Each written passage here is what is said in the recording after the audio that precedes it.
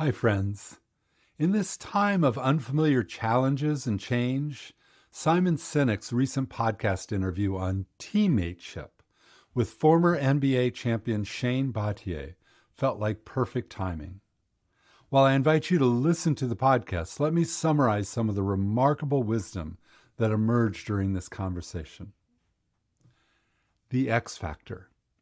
Battier is not a household name, though he played with Michael and LeBron and many other greats. But he helped win a lot of games, including back-to-back NBA championships. And though he was never a star player, every team he played for, even before he turned pro, was a consistently winning team.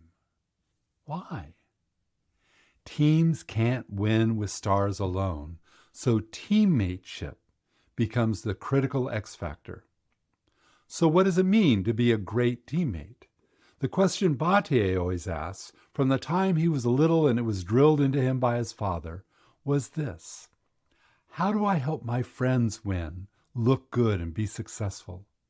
On a team that consistently performs at a high level, everyone on the team knows and executes their unique role to the highest degree possible. And every teammate, from the star to the supporting player, is always asking the question Battier learned from his father. How do you inspire this attitude in your team? Trust. Battier also refers to the Navy SEALs research about trust being the most important factor. Remember our exploration of that? He'd rather be with an underperforming team that has high trust than a high-performing team with little trust.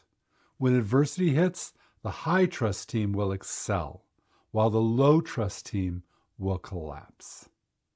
What's the current trust score on your team, and how can you use the strategies we've explored to put trust first? The power of the next play. The quicker a team can recover from adversity and ask, what's next, the more successful they'll be in the long run. Do you or your team tend to focus on the last failure or the next challenge? Learning teams. There are knowing teams and learning teams.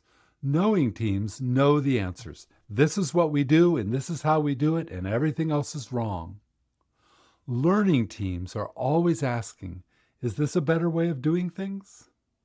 Guess which team wins consistently over time? What kind of team have you built, a knowing team or a learning team?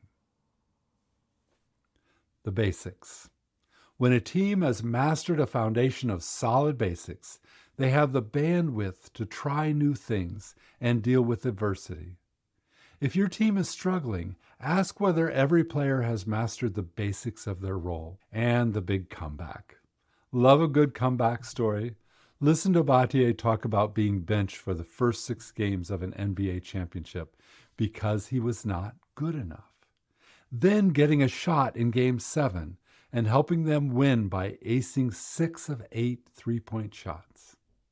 So many lessons in this story. If you listen to no other part of the podcast, listen to that. I put the timestamp in the email. Now, what is the most critical growth edge for your team? Basics, trust, confidence, a what's next attitude? And how can you foster the kind of teammateship where everyone asks, how can I help my friends win, look good, and be successful? Have the conversations with each other, ask each other, bring it up in your team meetings, and decide what you will do next from wherever you stand to ensure that everyone you play with wins. And I'll see you back here next month.